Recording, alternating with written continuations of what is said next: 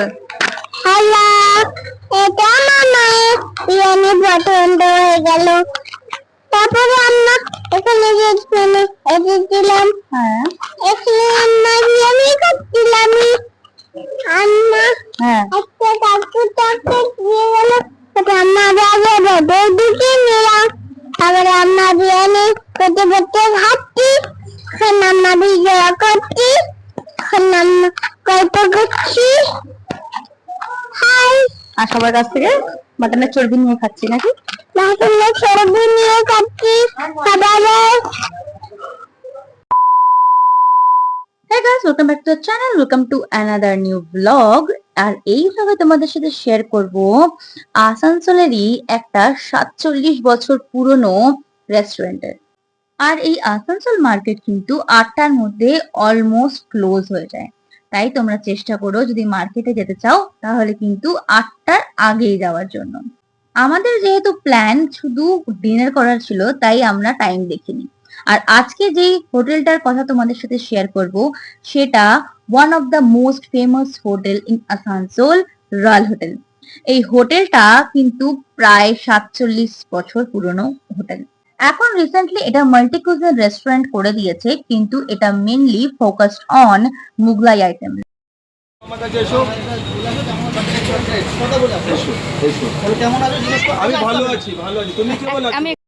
চলো বাইরে থেকে অনেক কথা হলো, তোমাদের এবারে ভেতরে দর্শন দিই। আমি যে পোর্শনটাতে ঢুকলাম সেটা হলো এর গ্রাউন্ড ফ্লোর। এটাই কিন্তু এই রয়্যাল হোটেলের মেন পার্ট, যেটা অনেক বছর পুরনো। দেখতেই পাচ্ছ এটা আগে নন এসি ছিল, বাট রিসেন্টলি এটা এসি রুম করে দিয়েছে। এর প্যাটার্নটা দেখতে পাচ্ছ, সব কিন্তু সোফা সিস্টেম। আসানসোলে প্রায় বেশিরভাগ যে পুরনো রেস্টুরেন্ট গুলো আছে সবকটাতে কিন্তু এরকম সোফা সিস্টেম পেয়ে যাবে তোমরা। আর এর ইন্টেরিয়রটাও কিন্তু খুব সুন্দর, আমার তো বেশ পছন্দ হচ্ছে। আমি তো অনেক বছর পর গেলাম, বলতে পারো অনেক যুগ পর গেলাম, কিন্তু দেখে আমার বেশ ভালো লাগলো। আর এটা রিসেপশন, আর এটা হলো কুকিং কাম ডেলিভার, যেখান থেকে খাবার দাবার আসে আর কি। এতক্ষণ আমরা যেখানে ছিলাম সেটা হলো রয়্যাল হোটেলের মেন অংশ, যেটা সব থেকে পুরনো, যেটা 47 বছর আগে স্থাপিত হয়েছিল। আর এরপরে তোমাদের সাথে শেয়ার করবো রয়্যাল হোটেলের নতুন যেটা এক্সটেন্ডেড পার্ট, যেটা আর কি মাল্টি কুজিন রেস্টুরেন্ট। তাহলে চলো সেখানে যাওয়া যাক, আর সেখানে আমরা কি কি নিলাম সেই সবই তোমাদের সাথে শেয়ার করব। এই হোটেলের লাগুয়াই একটা সাইডে ছোট্ট সিঁড়ি দিয়ে উপরে উঠে গেলেই এর সেকেন্ড ফ্লোর, যেটা কিনা মাল্টি কুজিন রেস্টুরেন্ট। তাহলে চলো আর সেখানে গিয়ে তোমাদের সাথে শেয়ার করে নিই যে এখানে মাল্টি কুজিনে কি কি অ্যাভেলেবেল আছে। আর এটাও চলো দেখি যে ভেতরের ইন্টেরিয়র কেমন। তাহলে লেটস কাম ইন। ঢুকে আমার কিন্তু বেশ ভালোই লাগলো, ইন্টেরিয়র খুব সুন্দর, আর এই সুন্দর এই বাল্বগুলো উপরে আমার বেশ সুন্দর লাগলো দেখতে। এই সেকেন্ড ফ্লোরটার চারিদিকের দেওয়ালে কিন্তু বিভিন্ন রকম ভাবে পোর্ট্রেট করা আছে। দেখতেই পাচ্ছ পোর্ট্রেট গুলো কিন্তু সবই মিনিংফুল আর খুবই সুন্দর দেখতে। ইন্টেরিয়র আমার জন্য 10 আউট অফ 10। আর তোমরা যদি চাও আসানসোলের আমি আরো বিভিন্ন ফুড এক্সপ্লোর করি, তাহলে কমেন্ট ডাউন বিলো, যাতে করে আমি উৎসাহিত হই যে আসানসোলের বিভিন্ন রকম স্ট্রিট ফুড থেকে রেস্টুরেন্ট থেকে অনেক পুরনো রেস্টুরেন্ট সবই তোমার সাথে শেয়ার করতে পারি। আর ইন্টেরিয়র গুলো দেখেছো এত সুন্দর দেখতে, আর আমার মেয়ের তো এই অ্যাকোরিয়ামটা ভীষণ পছন্দের হয়েছে। তোমরা যদি আমার ভিডিও অন্য কোথা থেকে দেখছো আর আসানসোলে তোমরা কোনোদিন যাওনি, তাহলে চলো তোমাদের সাথে শেয়ার করে রাখি যে তোমরা এই হোটেলটাতে পৌঁছাবে কি করে। সাপোজ তোমরা যদি ট্রেনে করে স্টেশন হয়ে যাচ্ছ, তাহলে সেখান থেকে যে কোনো একটা বাস ধরে আসানসোল বাস স্টপেজে পৌঁছে যাও।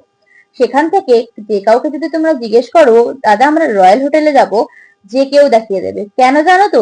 এই রয়্যাল হোটেল হলো আসানসোলের one of the oldest restaurant. তাই নির্দ্বিধায় আসানসোল বাস স্ট্যান্ডে নেমে কাউকে জিজ্ঞেস করো আমি রয়্যাল হোটেল যাব, তোমার কোথা দিয়ে গেলে রয়্যাল হোটেলে অনায়াসে পৌঁছে যাবে। কারণ এই রয়্যাল হোটেল হলো কিন্তু আসানসোলের বুকে ওয়ান অফ দ্য ওল্ডেস্ট ইটারি। তাই নির্দ্বিধায় পৌঁছে যাও আসানসোল, আর যে কাউকে জিজ্ঞেস করো রয়্যাল হোটেল যাব, সে কিন্তু দেখিয়ে দেবে। আর এই ঘড়িটা দেখে আমার বেশ ইউনিক লেগেছে, কার কার ইউনিক লাগলো কমেন্ট ডাউন বিলো প্লিজ।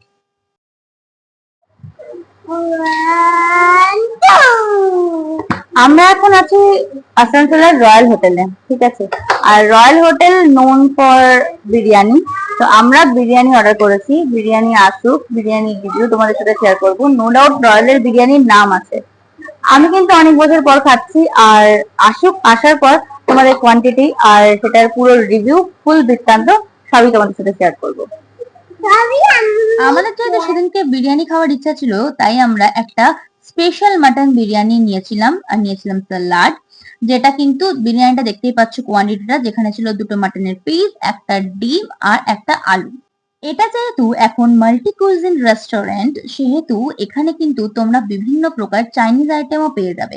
আমাদের খাওয়ার ইচ্ছা ছিল বিরিয়ানি, তাই আমরা চাইনিজের দিকে যাইনি।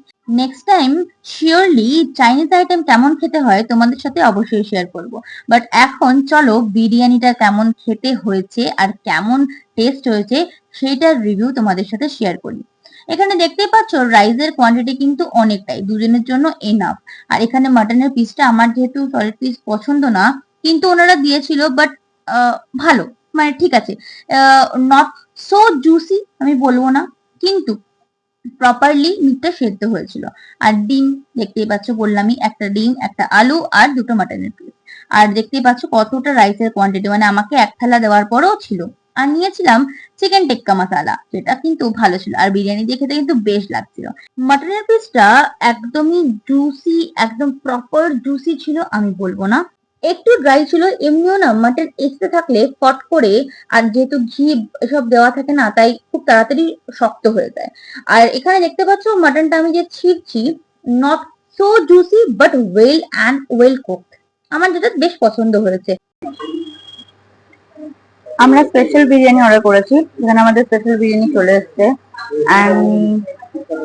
সেদিকে কেমন,